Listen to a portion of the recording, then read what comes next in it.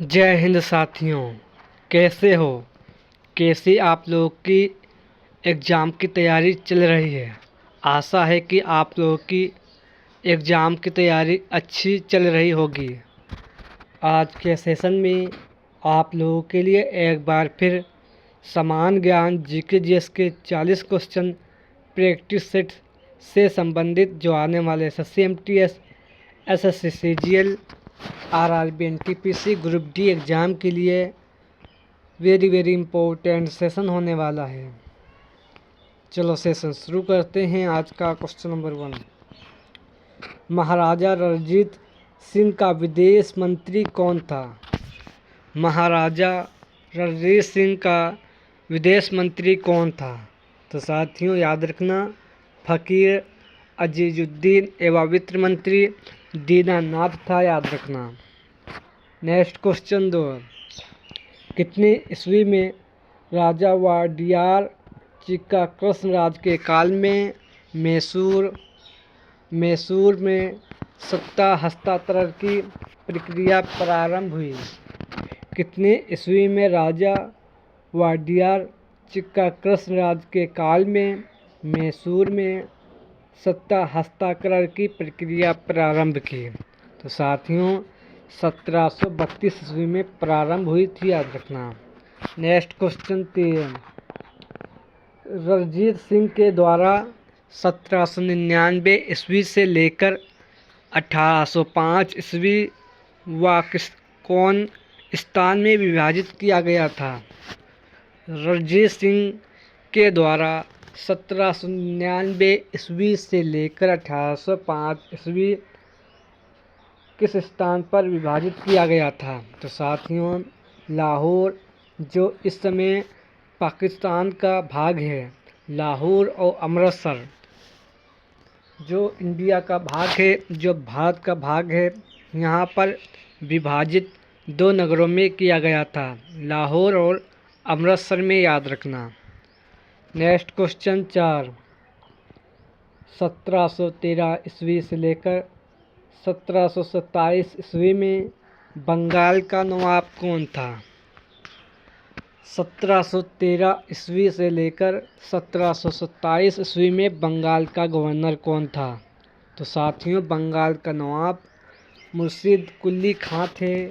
इसका सही answer option number A हो जाएगा, याद रखना। नेक्स्ट क्वेश्चन 5, बक्सर का युद्ध कब हुआ था? बक्सर का युद्ध कब हुआ था? तो साथियों याद रखना, बक्सर का युद्ध 1764 ईस्वी में हुआ था, याद रखना। नेक्स्ट क्वेश्चन 6, कितनी ईस्वी को जमशेदपुर टाटा ने Tata iron and steel company की स्थापना कब की थी? कितनी ईस्वी को जमशेदपुर टाटा ने Tata oil and steel company की स्थापना कब की थी? तो साथियों 1906 ईस्वी में की थी, याद रखना। नेक्स्ट क्वेश्चन 7, अहलूवालिया मिसल के संस्थापक कौन थे? अहलूवालिया के मिसल के संस्थापक कौन थे? तो साथियों जस्सा थे, याद रखना। इसका सही आंसर ऑप्शन नंबर ए।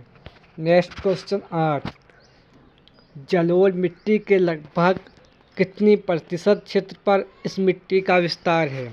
जलोढ़ मिट्टी भारत के लगभग कितने प्रतिशत क्षेत्र पर इस मिट्टी का विस्तार है? तो साथियों 43.4% इसका भारत में विस्तार है, याद रखना। इसका सही आंसर ऑप्शन नंबर ए हो जाएगा।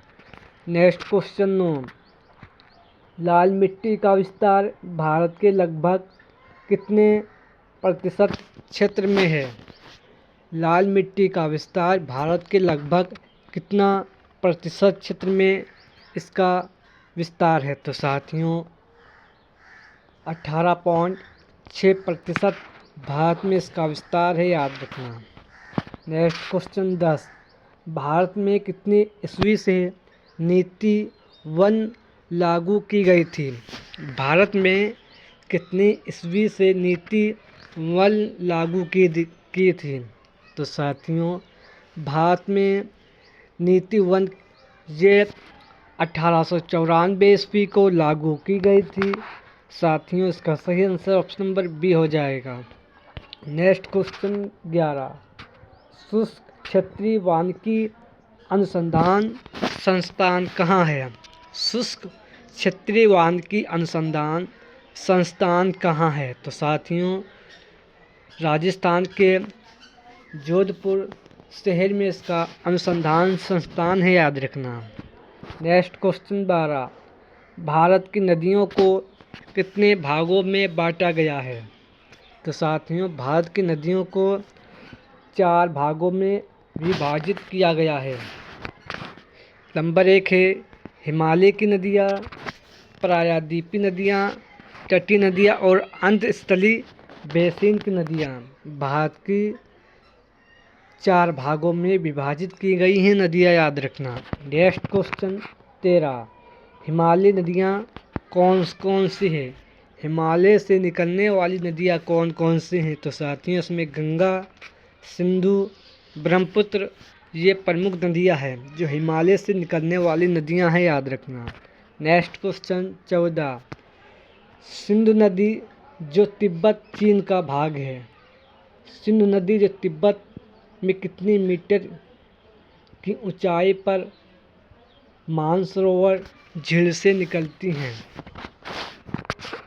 सिंधु नदी तिब्बत में कितनी मीटर की ऊंचाई पर मानसरोवर झील से निकलती हैं? तो साथियों, 5180 मीटर की ऊंचाई से मानसरोवर झील से सिंधु नदी निकलती है, याद रखना। नेक्स्ट क्वेश्चन 15, भागरा नागर बांध किस नदी पर निर्मित है? भागरा नागर बांध किस नदी पर निर्मित है? तो साथियों, जम्मू कश्मीर के झेलम नदी पर निर्मित है, याद रखना। नेक्स्ट क्वेश्चन 16, भारतीय क्षेत्र में सिंधु नदी का कुल प्रवाह क्षेत्र कितने किलोमीटर का है? भारतीय क्षेत्र में सिंधु नदी का कुल प्रवाह क्षेत्र कितनी किलोमीटर की है? तो साथियों, 1114 किलोमीटर का इसका प्रवाह क्षेत्र है, याद रखना। नेक्स्ट क्वेश्चन 17, सिंधु नदी की सबसे बड़ी सहायक नदी कौन सी है? सिंधु नदी की सबसे बड़ी सहायक नदी कौन सी है? तो साथियों, जम्मू कश्मीर की चिनाब नदी है, याद रखना। जम्मू कश्मीर में सिंधु नदी प्रवेश करती है भारत में, साथियों, याद रखना। भारत के केंद्र शासित प्रदेश जम्मू कश्मीर में ही सिंधु नदी प्रवेश करती है भारत में, ये भी साथियों याद रखना। कोसी नदी बिहार का शोक कहा जाता है, साथियों याद रखना। चिनाब नदी और झेलम नदी ये जम्मू कश्मीर की नदी हैं, याद रखना। नेक्स्ट क्वेश्चन 19, सिंधु नदी भारत के किस राज्य में प्रवेश करती हैं? यह भी डिस्कस कर चुके हैं कि सिंधु नदी भारत के जम्मू कश्मीर राज्य में प्रवेश करती हैं भारत में, याद रखना।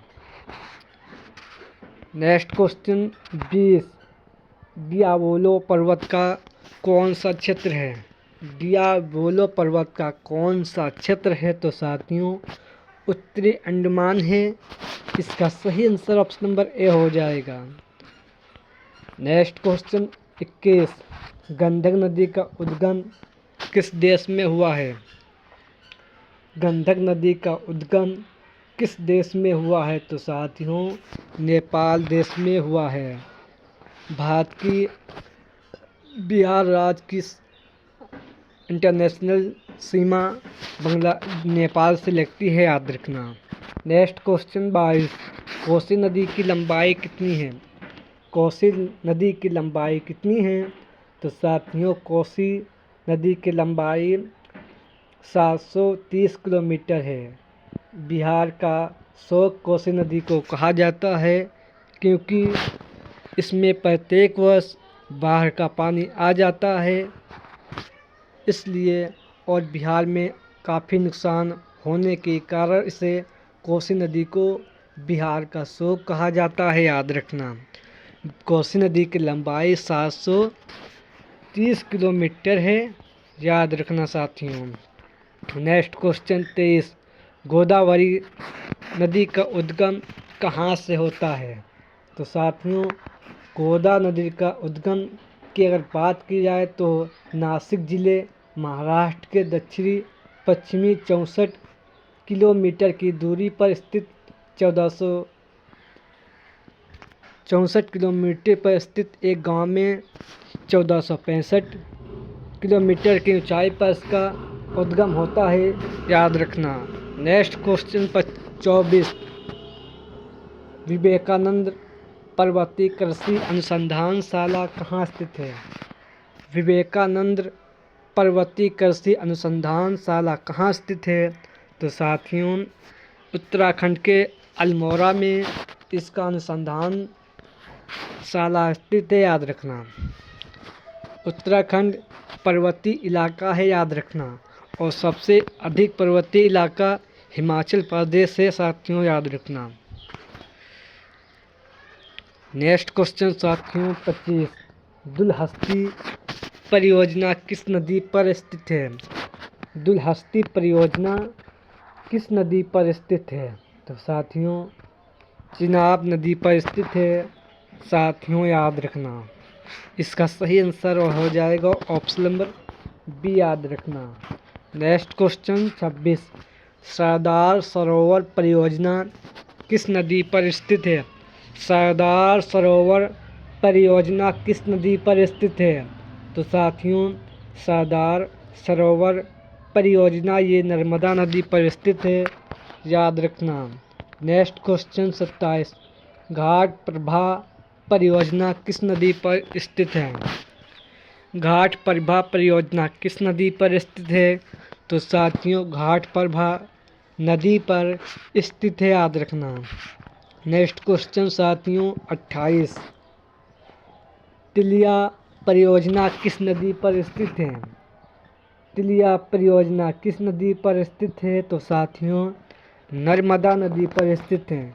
जिसने अभी तक सेशन को लाइक नहीं किया हो, कृपया करके लाइक कर दें और सेशन में एंड तक बने रहें, क्योंकि इस सेशन में वेरी मोस्ट इम्पोर्टेंट एग्ज़ाम के पॉइंट आपसे है, तो आने के पूरे एग्ज़ाम में चांस रहेंगे। इसलिए सेशन में एंड तक बने रहें और सेशन को लाइक करते चलें।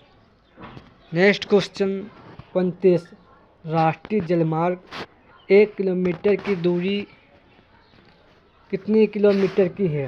राष्ट्रीय जलमार्ग की दूरी कितनी है? तो साथियों, राष्ट्रीय जलमार्ग 1 की दूरी 1620 किलोमीटर की है साथियों, याद रखना। नेशनल जलमार्ग 1 की दूरी 1620 किलोमीटर की है। इसका सही आंसर ऑप्शन नंबर बी हो जाएगा। नेक्स्ट क्वेश्चन 23, राष्ट्रीय जलमार्ग 6 की लंबाई कितनी है? यानी राष्ट्रीय जलमार्ग 6 की स्थापना कब हुई थी? तो साथियों, राष्ट्रीय जलमार्ग 6 की स्थापना ये प्रस्तावित है, अभी इसकी कंफर्म नहीं है, ये प्रस्ताव में आता है, याद रखना। इसका सही आंसर है ऑप्शन नंबर बी, याद रखना। नेक्स्ट क्वेश्चन 31, भारत में प्रथम ट्रेन कहाँ से कहाँ तक चली थी?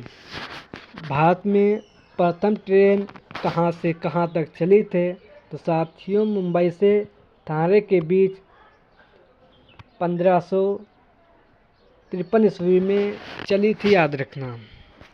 नेक्स्ट क्वेश्चन 32, भारतीय रेलवे जोन दक्षिण तटीय का मुख्यालय कहाँ है? भारतीय रेलवे जोन दक्षिण तटीय का हेडक्वार्टर कहाँ है? तो साथियों, विशाखापट्टनम में है, याद रखना। इसका सही आंसर ऑप्शन नंबर ए हो जाएगा। नेक्स्ट क्वेश्चन 33, भारत में सर्वप्रथम रेल व्यवस्था की शुरुआत कब हुई थी? भारत में सर्वप्रथम रेल व्यवस्था की शुरुआत कब हुई थी? तो साथियों, इसकी शुरुआत 1 अप्रैल 1853 ईस्वी को हुई थी। इसका सही आंसर ऑप्शन नंबर ए हो जाएगा। Next question 34। लाल बहादुर शास्त्री हवाई अड्डा किस शहर में है? लाल बहादुर शास्त्री हवाई अड्डा किस शहर में है? तो साथियों दिल्ली केंद्र शासित प्रदेश में हवाई अड्डा है, याद रखना। इसका सही answer option number D Lal Bahadur Shastri हवाई अड्डा ये उत्तर प्रदेश के वाराणसी में है, साथियों याद रखना। इसका सही आंसर ऑप्शन नंबर डी हो जाएगा। Next question 35। इंदिरा गांधी हवाई अड्डा किस शहर में है? तो साथियों इंदिरा गांधी हवाई अड्डा ये दिल्ली केंद्र शासित प्रदेश में। इसका सही आंसर ऑप्शन नंबर बी हो जाएगा, याद रखना। Next question 36। भारत में वायु परिवहन का इतिहास कब से प्रारंभ हुआ? भारत में वायु परिवहन का इतिहास कब से प्रारंभ हुआ? तो साथियों 1911 ईस्वी में प्रारंभ हुआ था। इसका सही आंसर ऑप्शन नंबर बी हो जाएगा, याद रखना साथियों। Next question 37। इंदिरा गांधी राष्ट्रीय उद्यत अकादमी किस राज्य में स्थित है? इंदिरा गांधी राष्ट्रीय उद्यत अकादमी किस राज्य में स्थित है? तो साथियों उत्तर प्रदेश के फुर्सतगंज में स्थित है। इसका सही आंसर है ऑप्शन नंबर ए, साथियों याद रखना। Next question 38। अरावली श्रेणियों किस राज्य में स्थित हैं? अरावली श्रेणियों किस राज्य में स्थित है? तो साथियों अरावली श्रेणी ये आपके राजस्थान स्टेट में स्थित है, याद रखना। क्षेत्रफल की दृष्टि से भारत का सबसे बड़ा राज्य है, साथियों याद रखना। और जनसंख्या की दृष्टि से सबसे बड़ा राज्य उत्तर प्रदेश है, साथियों याद रखना। हिमाचल प्रदेश पर्वतीय इलाका है, साथियों याद रखना। Next question 29। Next question 39 39। मानवीय शरीर में कैल्शियम तत्व की औसत मात्रा कितनी होती है? मानव शरीर में कैल्शियम तत्वों की औसत मात्रा कितनी होती है? तो साथियों 2.0 मात्रा मानव शरीर में कैल्शियम की मात्रा होती है, याद रखना। Next question 40। निम्नलिखित में से कौन सा हरित ईंधन स्रोत है? निम्नलिखित में से कौन सा हरित ईंधन का एक स्रोत है? तो साथियों करंज है, याद रखना। इसका सही आंसर साथियों ऑप्शन नंबर बी हो जाएगा। Next question 31। भारत में अति सघन वनों का सर्वाधिक क्षेत्र जिस पर राष्ट्र में पाया जाता है वह कौन सा राष्ट्र है, यानी कौन सा राज्य है? भारत में अति सघन वनों का सर्वाधिक किस राज्य में क्षेत्र पाया जाता है? तो साथियों वो राज्य अरुणाचल प्रदेश है, साथियों याद रखना। ये आज के सेशन में 41 क्वेश्चन थे। सेशन पसंद आए तो लाइक करें। हम इसी तरह के कंटिन्यू सेशन लाते रहते हैं जो आने वाले एग्ज़ाम के लिए वेरी वेरी इंपॉर्टेंट होता है। चलो सेशन एंड करते हैं और मिलते हैं किसी नेक्स्ट सेशन में एक अच्छे कंटेंट के साथ। जय हिंद, जय भारत।